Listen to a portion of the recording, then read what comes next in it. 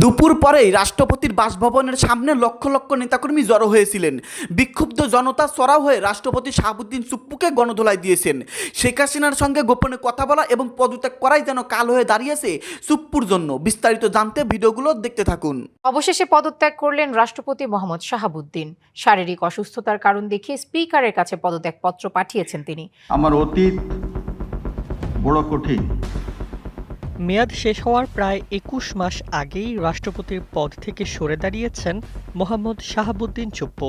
অসুস্থতাকে কারণ হিসেবে দেখিয়ে শুক্রবার স্পিকারের কাছে পদত্যাগপত্র জমা দেন তিনি। পদত্যাগ করেছেন বাংলাদেশের ২২তম রাষ্ট্রপতি মোহাম্মদ শাহাবুদ্দিন। শুক্রবার বিকেলে স্পিকারের কাছে পদত্যাগপত্র জমা দেন তিনি।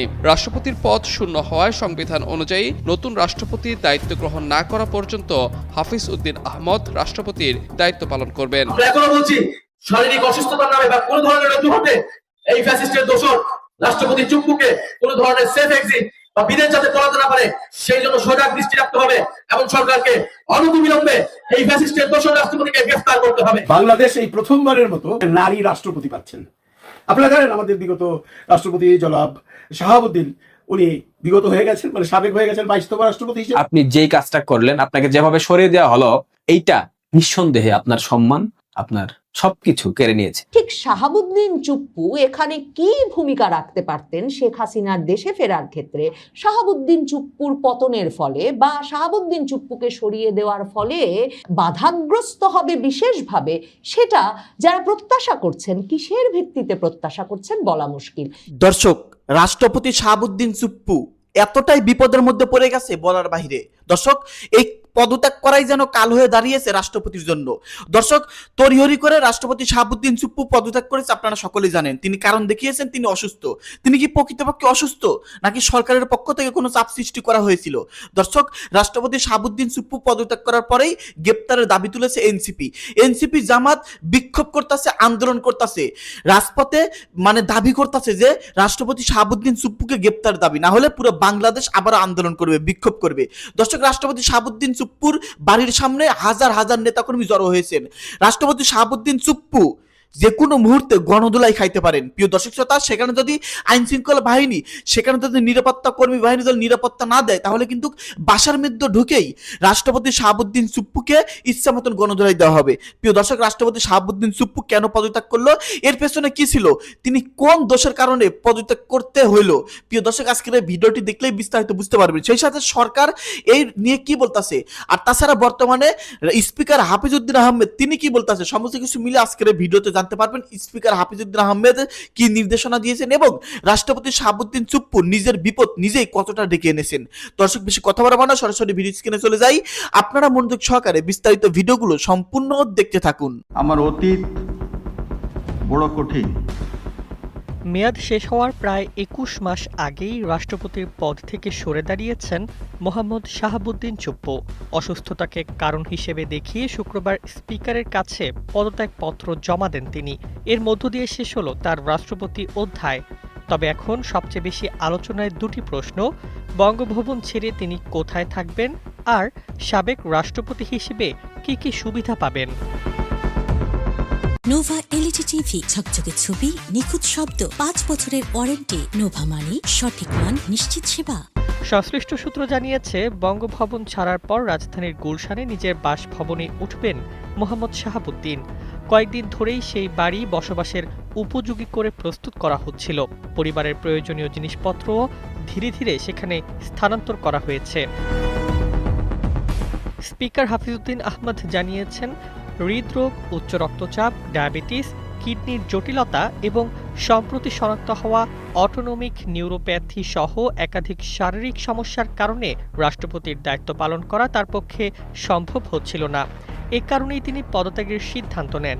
সংবিধান অনুযায়ী নতুন রাষ্ট্রপতি নির্বাচিত না হওয়া পর্যন্ত রাষ্ট্রপতির দায়িত্ব পালন করবেন স্পিকার। যদিও পদ ছেড়েছেন, তবুও আইন অনুযায়ী বেশ কিছু সরকারি সুবিধা পাবেন সদ্য সাবেক এই রাষ্ট্রপতি। রাষ্ট্রপতির অবসর সুবিধা আইনে বলা হয়েছে ৬ মাসের বেশি দায়িত্ব পালন করে পদত্যাগ করলে তিনি মৃত্যুর আগ পর্যন্ত রাষ্ট্রপতির সর্বশেষ বেতনের ৭৫% হারে মাসিক অবসর ভাতা পাওয়ার অধিকারী হবেন। বর্তমান বেতন কাঠামো অনুযায়ী তার মাসিক অবসর ভাতা হবে ৯০,০০০ টাকা। এছাড়া তিনি পাবেন একজন ব্যক্তিগত সহকারী ও একজন অ্যাটেন্ডেন্ট, সরকারি নির্ধারিত দাপ্তরিক ব্যয়, একজন মন্ত্রীর সমমানের চিকিৎসা সুবিধা, সরকারি অনুষ্ঠানে বিনামূল্যে সরকারি যানবাহন ব্যবহারের সুযোগ, একটি কূটনৈতিক পাসপোর্ট এবং আবাসস্থলে টেলিফোন সুবিধা। দেশের ভেতরে সরকারি সার্কিট হাউস ও রেস্ট হাউসে বিনা ভাড়ায় থাকার সুযোগও থাকবে তার। এসব সুবিধার কয়েকটি তার স্ত্রীও ভোগ করতে পারবেন। এদিকে তার পদত্যাগকে ঘিরে রাজনৈতিক অঙ্গনেও শুরু হয়েছে নানা প্রতিক্রিয়া। বিভিন্ন রাজনৈতিক দল ভিন্ন ভিন্ন অবস্থান জানিয়েছে। পাশাপাশি নতুন রাষ্ট্রপতি কে হচ্ছেন তা নিয়েও শুরু হয়েছে জোর আলোচনা। সংবিধান অনুযায়ী আগামী ৯০ দিনের মধ্যে সংসদ সদস্যদের ভোটে দেশের ২৩তম রাষ্ট্রপতি নির্বাচিত হবেন। ততদিন স্পিকারই রাষ্ট্রপতির সাংবিধানিক দায়িত্ব পালন করবেন। রাষ্ট্রপতি পদত্যাগ করেছে তার শারীরিক অবস্থা দেখিয়ে। আমরা জানি খেলাটা কি। বিএনপি সরকার তার পরিকল্পনা মাফিক এই রাষ্ট্রপতিকে পদত্যাগ করিয়েছে। আমরা বলেছিলাম এই সরকার নির্বাচিত হওয়ার পরপরই উচিত ছিল এই ফ্যাসিস্টের দোসর দুর্নীতিবাজ রাষ্ট্রপতিকে অপসারণ করে তাকে পদত্যাগের সুযোগ না দিয়ে তাকে অপসারণ করে তাকে গ্রেফতার করা। আমরা এখনো বলছি শারীরিক অসুস্থতার নামে বা কোন ধরনের অজুহাতে এই ফ্যাসিস্টের দোসর রাষ্ট্রপতি চুপ্পুকে কোন ধরনের সেফ এক্সিট বা বিদেশ যাতে পড়াতে না পারে সেই জন্য সজাগ দৃষ্টি রাখতে হবে এবং সরকারকে অনতিবিলম্বে এই ফ্যাসিস্টের দোসর রাষ্ট্রপতিকে গ্রেফতার করতে হবে। AKS অর্জন করলো গিনেস ওয়ার্ল্ড রেকর্ডস। AKS আমরা মনে করি ফ্যাসিস্টের রাষ্ট্রপতি সহ ফ্যাসিবাদের যেই দুর্নীতি যেই গণহত্যা হয়েছিল সকল কিছুর বিচার এই বাংলার মাটিতে নিশ্চিত করতে হবে। ওসমান হাদির হত্যার খুনিদেরকে এই বাংলার মাটিতে বিচার নিশ্চিত করে জুলাই গণহত্যায় যারা অংশ নিয়েছিল তাদের বিচার নিশ্চিতের মাধ্যমে জুলাইয়ের শহীদদের প্রতি আমাদের যেই কমিটমেন্ট সেই কমিটমেন্ট আমাদেরকে পালন করতে হবে। ফলে আমরা আশা করব নেত্রকোনাবাসী আপনারা ঐক্যবদ্ধ থাকবেন। জুলাই সনদ যদি বাস্তবায়ন না হয়, গণভোট যদি বাস্তবায়ন না হয়, পুলিশ সংস্কার হবে না, প্রশাসন সংস্কার হবে না, দুর্নীতি বন্ধ হবে না, লুটপাট বন্ধ হবে না, দেশের আলোতে কোনো পরিবর্তনই হবে না, দেশের কোন ধরনের সংস্কারই হবে না। আমরা একটি দলকে হটিয়ে অন্য কোন দলকে বসানোর জন্য জুলাই অভ্যুত্থান করিনি। নিশ্চয়ই আপনারাও বলেন নাই। আমরা চাই দেশের আমূল পরিবর্তন। মানুষ চাকরি পাবে, দেশে দুর্নীতি হবে না, আপনি থানায় গেলে আপনি সুবিধা পাবেন, আপনার কোনো জমি দখল হবে না, ভূমি দখল হবে না, বৈষম্য থাকবে না, আমাদের দেশের পররাষ্ট্রনীতি সার্বভৌম নীতি হিসেবে দাঁড়াবে, আমার সীমান্তে হত্যাকাণ্ড হবে না। এরকম একটা বাংলাদেশ আমরা গড়ে তুলতে চাই। এদেশের তরুণরা রক্ত দিয়েছে। ইনশাআল্লাহ নেত্রকোনাবাসী যদি আমাদের পাশে থাকে আমরা সেই জুলাই গণ অভ্যুত্থানের আকাঙ্ক্ষিত বাংলাদেশ গড়ে তুলবো ইনশাআল্লাহ। এবং আপনাদেরকে কথা দিচ্ছি এই নেত্রকোনা পৌরসভা সহ আগামী স্থানীয় সরকার নির্বাচনে এনসিপি এককভাবে প্রতিদ্বন্দ্বিতা করবে এবং আপনারা যদি সহায়তা করেন, সাথে থাকেন, আস্থা রাখেন, ইনশাআল্লাহ জাতীয় সংসদে মাত্র 6 জন হওয়া সত্ত্বেও যেভাবে আমরা কথা বলে যাচ্ছি জনগণের পক্ষে স্থানীয় সরকার নির্বাচন যদি আমাদেরকে সুযোগ করে দেন, ইনশাআল্লাহ এইখানকার স্থানীয় সরকারকে আমরা জনগণের প্রকৃত জনপ্রতিনিধিত্ব হিসেবে প্রতিষ্ঠা করব, দুর্নীতিমুক্ত জনপ্রতিনিধিত্ব হিসেবে প্রতিষ্ঠা করব। ঠিক শাহাবুদ্দিন চুপ্পু এখানে কি ভূমিকা রাখতে পারতেন শেখ হাসিনার দেশে ফেরার ক্ষেত্রে, যে কারণে শেখ হাসিনার দেশে ফেরা আওয়ামী লীগের বাংলাদেশের রাজনীতিতে আবার পুরোদমে ফিরে আসার অধিকার আদায় করে নেওয়ার বিষয়টা শাহাবুদ্দিন চুপ্পুর পতনের ফলে বা শাহাবুদ্দিন চুপ্পুকে সরিয়ে দেওয়ার ফলে বাধাগ্রস্ত হবে বিশেষভাবে, সেটা যারা প্রত্যাশা করছেন, কিসের ভিত্তিতে প্রত্যাশা করছেন বলা মুশকিল। বাংলাদেশের রাষ্ট্রপতি শাহাবুদ্দিন চুপ্পুকে পদত্যাগ করানোর পর অনেক বিশ্লেষকই এমন সব বিশ্লেষণ নিয়ে হাজির হচ্ছেন যে প্রধানমন্ত্রী তারেক রহমান যেন রাষ্ট্রপতি শাহাবুদ্দিন চুপ্পুকে বা রাষ্ট্রপতি পদ থেকে শাহাবুদ্দিন চুপ্পুকে সরিয়ে দিয়ে শেখ হাসিনা কিংবা আওয়ামী লীগের প্রত্যাবর্তনটা ঠেকিয়ে দেওয়ার জন্য একটা খুব কার্যকর ভূমিকা পালন করে ফেলেছেন।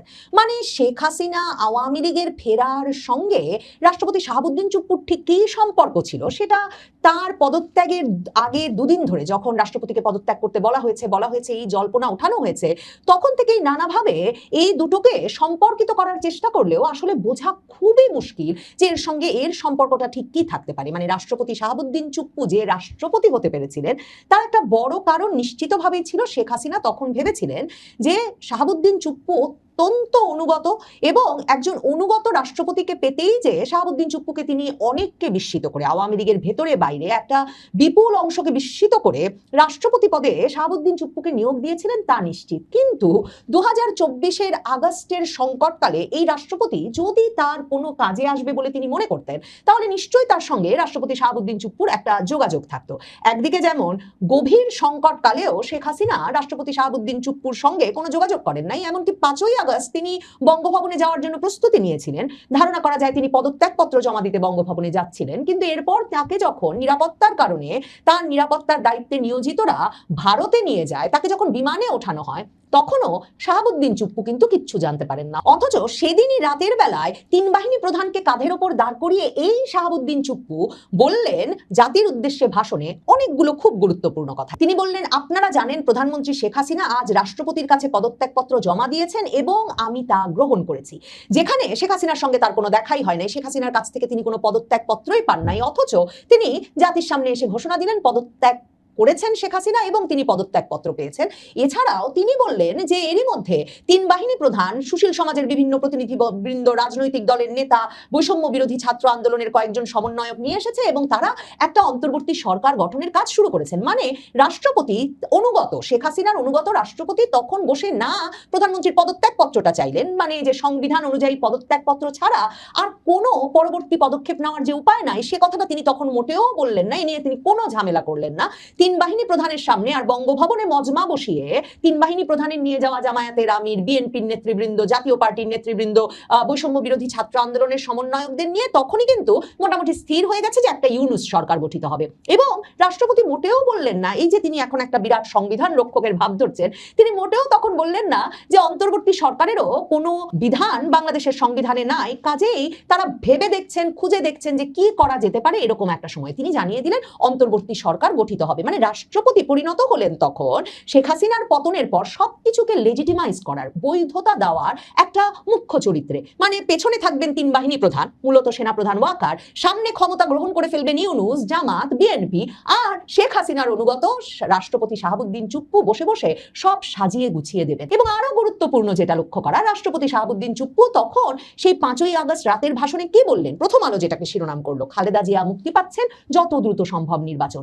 এবং তিনি জাতির উদ্দেশ্যে ভাষণে বললেন যে খালেদা জিয়ার মুক্তির বিষয়ে সিদ্ধান্ত হয়ে গেছে 3 বাহিনী প্রধান, সুশীল সমাজের প্রতিনিধিবৃন্দ, রাজনৈতিক নেতৃবৃন্দের উপস্থিতিতে। তার মানে সর্বোচ্চ আদালতে যে বিচার কাজ সম্পন্ন হয়ে গেছে সেই বিচার কাজের কি ব্যবস্থা হবে, সেই বিচারের কি পরিণতি হবে, সেটা বসে কিনা বঙ্গভবনের বৈঠকখানায় তারা মিলে ঠিক করছেন। এবং তার পরদিনই এই শাহাবুদ্দিন চুপ্পুর নির্বাহী আদেশে কিন্তু খালেদা জিয়া মুক্তি পেলেন এবং শাহাবুদ্দিন চুপ্পুর সেই নির্বাহী আদেশের মধ্যে লেখা হলো ওই একই কথা যে 3 বাহিনী প্রধান, রাজনৈতিক নেতৃবৃন্দ এবং সুশীল সমাজের প্রতিনিধিবৃন্দের সিদ্ধান্তে রাষ্ট্রপতি এই নির্বাহী আদেশে সই করছেন। কাজেই বাংলাদেশের রাজনৈতিক পরিস্থিতিটা যারা বোঝেন, শেখ হাসিনা নিশ্চয়ই বোঝেন, আওয়ামী লীগ নিশ্চয়ই বোঝে, তারা জানেন পট পরিবর্তন হয়ে গেলে কত ঘটনাই ঘটে যেতে পারে। মানে জামায়াতে ইসলামীর মৃত্যুদণ্ডপ্রাপ্ত এটিএম আজহারুল ইসলাম, যিনি কিনা মৃত্যুদণ্ড কার্যকর হওয়ার জন্য অপেক্ষা করছিলেন, তিনি যেমন রিভিউ পেলেন এবং তিনি এখন সংসদ সদস্য হয়ে বসেছেন, তেমনি ঠিক প্রধানমন্ত্রী তারেক রহমানেরও কোন মামলার যে কিভাবে মীমাংসা হয়ে গেল আর কিভাবে যে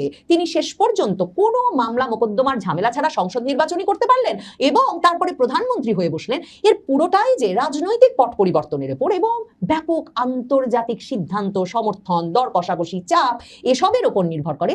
সেটা তারেক রহমানও জানেন, শেখ হাসিনাও জানেন, বিএনপিও জানে, আওয়ামী লীগও জানে। তাহলে ঠিক শাহাবুদ্দিন চুপ্পু এখানে কি ভূমিকা রাখতে পারতেন শেখ হাসিনার দেশে ফেরার ক্ষেত্রে, যে কারণে শেখ হাসিনার দেশে ফেরা আওয়ামী লীগের বাংলাদেশের রাজনীতিতে আবার পুরোদমে ফিরে আসার অধিকার আদায় করে নেওয়ার বিষয়টা শাহাবুদ্দিন চুপ্পুর পতনের ফলে বা শাহাবুদ্দিন চুপ্পুকে সরিয়ে দেওয়ার ফলে বাধাগ্রস্ত হবে বিশেষভাবে, সেটা যারা প্রত্যাশা করছেন, কিসের ভিত্তিতে প্রত্যাশা করছেন বলা মুশকিল। ডেইলি স্টার যখন এই গল্পটা লিখলো যে লন্ডনে শাহাবুদ্দিন চুপ্পুর সঙ্গে ক্ষমতাচ্যুত প্রধানমন্ত্রী শেখ হাসিনার ফোনে কথা হয়েছে, সে কারণেই বর্তমান প্রধানমন্ত্রী তারেক রহমান তাকে পদত্যাগের পরামর্শ দিয়েছেন, কারণ তারেক রহমান এই যে শেখ হাসিনা ফিরবেন এমন ঘোষণা দেওয়ার পর এখন একজন বিশ্বস্ত ব্যক্তিকে বাংলাদেশের রাষ্ট্রপতি পদে পদে রাখতে চান। মানে শেখ হাসিনার সঙ্গে শাহাবুদ্দিন চুপ্পুর কথা বলতে লন্ডন যেতে হলো, এবং শাহাবুদ্দিন চুপ্পুর সাথে শেখ হাসিনা এই 2 বছর যাবত পুরো ইউনুস আমল কোনো কথা বললেন না, তাকে কোনো কাজে লাগানোর চেষ্টা করলেন না, কিংবা এমনকি 5ই আগস্ট দেশ ছাড়ার আগ মুহূর্ত পর্যন্ত, দেশ ছাড়ার পরেও তার সঙ্গে কোনো যোগাযোগ করলেন না। অক্টোবরে এসে শাহাবুদ্দিন চুপ্পু, মনে থাকবে আপনাদের, প্রথম যেদিন তিনি এই সত্য ভাষণ কেন যে করলেন এখনো জানি না, মতিউর রহমান চৌধুরী মানব জমিন সম্পাদক তাকে বঙ্গভবনে ডেকে বললেন যে কোথাও শেখ হাসিনার পদত্যাগপত্র তিনি দেখেন নাই, মন্ত্রী পরিষদ সচিবের কাছেও চেয়েছেন, সেনা প্রধানের কাছেও চেয়েছেন, কারো কাছে শেখ হাসিনার পদত্যাগপত্র নাই। তখন কিন্তু তিনি মতিউর রহমান চৌধুরীকে অভিমান করে এটাও বললেন যে শেখ হাসিনা চলে গেলেন, আমাকে বলেও গেলেন না।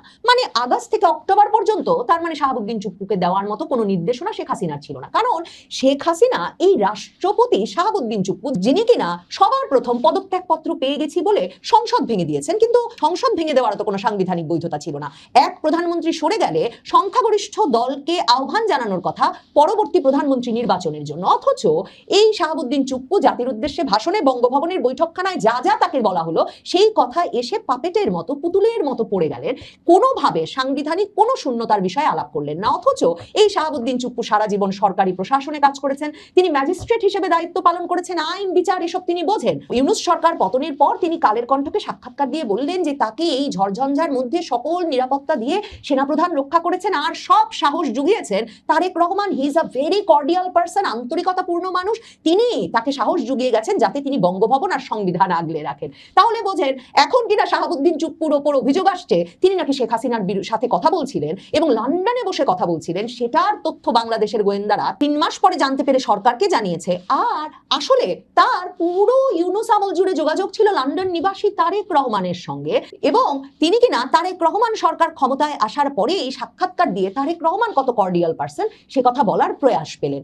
এই শাহাবুদ্দিন চুপ্পু যে হাওয়া যেই দিকে বইবে সেদিকেই পাল তুলবেন, সেটা তো 2024-এর 5ই আগস্টের পর থেকে তাকে যারা দেখছেন বা অনুসরণ করছেন, মানে তার কর্মকাণ্ডের দিকে যারা লক্ষ্য রাখছেন বা লক্ষ্য রাখতে বাধ্য হচ্ছেন, কারণ তিনি একটা মুখ্য চরিত্র হয়ে বসেছেন বটে, তাদের তো এটা না বুঝতে পারবার কোনো কারণ নাই। এহেন শাহাবুদ্দিন চুপ্পুর উপর ভরসা করে নিশ্চয়ই শেখ হাসিনা, আওয়ামী লীগ বাংলাদেশের রাজনৈতিক পরিসর সৃষ্টি করে ফেরার কথা ভাবছেন না। আরেক দল বলছেন শাহাবুদ্দিন চুপ্পুই হচ্ছেন সেই ব্যক্তি যেই ব্যক্তি কিনা মৃত্যুদণ্ডের আসামিকে পর্যন্ত ক্ষমা করে দিতে পারেন, কাজে একে সরিয়ে দেওয়া খুবই গুরুত্বপূর্ণ যখন মৃত্যুদণ্ডের রায় মাথায় নিয়ে শেখ হাসিনা দেশে ফিরবেন বলছেন।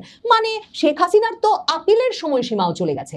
পরিস্থিতির বদল না ঘটে গেলে শেখ হাসিনা জানেন তিনি ফিরলে তাকে কারাদণ্ড ভোগ করতে হতে পারে, তিনি বলছেন তার জন্য ফাঁসির মঞ্চ তৈরি করা হোক, তিনি ফাঁসির মঞ্চে যেতেও প্রস্তুত, তার আপিলটাও নেওয়া হবে কিনা এরকম প্রতিকূল সরকারের সময় সেটা যে একটা সন্দেহের বিষয়, ঝুঁকির বিষয়, সেটুকু তো শেখ হাসিনা বোঝেন এবং বুঝেই সেটা বলছেনও সকল আন্তর্জাতিক সংবাদ মাধ্যমে। তাহলে ভাববার কি কারণ আছে এহেন শাহাবুদ্দিন চুপ্পু, যিনি কোনো ক্ষেত্রে কোনো রকম প্রতিবাদ করেন নাই, এমনকি ইউনুস আমলে পররাষ্ট্র উপদেষ্টাকে চিঠি লিখে বলেছিলেন আপনাদের কথায় একের পর এক অধ্যাদেশ স্বাক্ষর করছি, অথচ আপনারাই কিনা আমার ছবি নামিয়ে ফেললেন।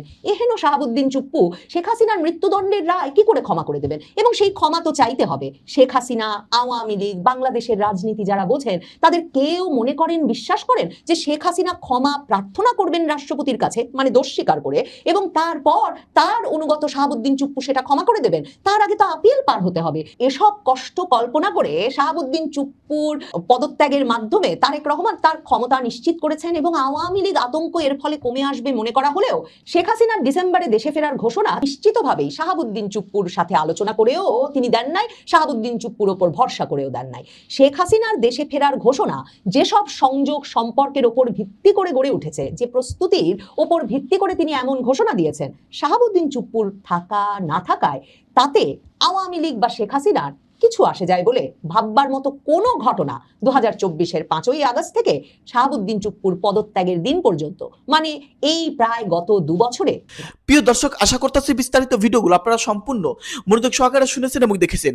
প্রিয় দর্শক, আজকের ভিডিওতে আপনারা স্পষ্ট শুনতে পারলেন বর্তমানে কিন্তু দেশের রাষ্ট্রপতি স্পিকার হাফিজউদ্দিন আহমেদ ভারপ্রাপ্ত রাষ্ট্রপতি, যা 3 মাসের মধ্যে নতুন রাষ্ট্রপতি নিয়োগ দেওয়া হবে। আর এইদিকে আবার সংসদের স্পিকারের দায়িত্ব নিয়েছেন ভারপ্রাপ্ত স্পিকার, ডেপুটি স্পিকার নিয়েছে যে কাইসাল কামাল, মানে এগুলা কিন্তু সব সাংবিধানিক নিয়ম অনুযায়ী হয়েছে। প্রিয় দর্শক, সবকিছু মিলে রাষ্ট্রপতি শাহাবুদ্দিন চুপ্পু এতটাই বিপদের মধ্যে পড়েছেন যা বলার বাহিরে।